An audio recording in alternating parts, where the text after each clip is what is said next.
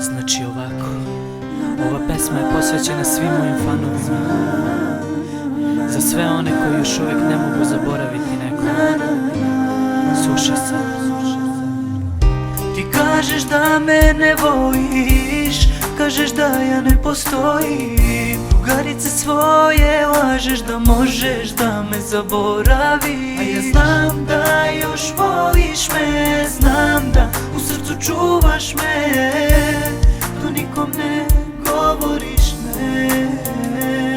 Ja dobro znam da me u srcu čuvaš, iako drugoga ljubiš sad, jedino te poznajem samo ja, još uvek me ne voliš znam. Ja dobro znam da me u srcu čuvaš, iako drugoga ljubiš sad, jedino te poznajem samo ja, još uvek me ne voliš znam.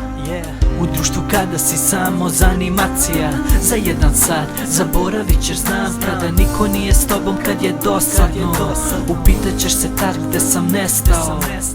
Ja sam ti bio prvi, ti to dobro znaš, džabe ti je sada kao ne volim te ja.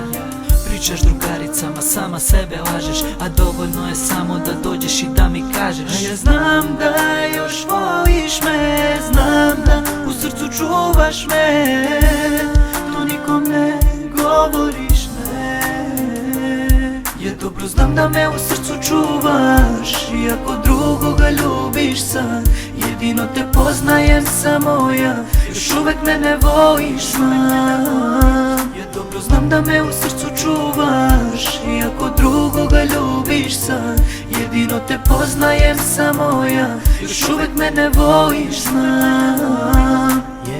Posle mene ne možeš da voliš nikog, ti navikla sa mnom, zvala si me ljubavi. 100 njih da ljubiš sad, 100 njih da grliš, da opet ćeš tražiti samo mene, ja to znam. Svi kažu prva ljubav zauvek se pamti, ej, to ne možeš zaboraviti preko noći, ne. Zgazi svoj ponos, dođi kraj mene ti, da nastavimo tamo gde smo stali ljubavi. Možda lažeš njega, ali mene ne možeš.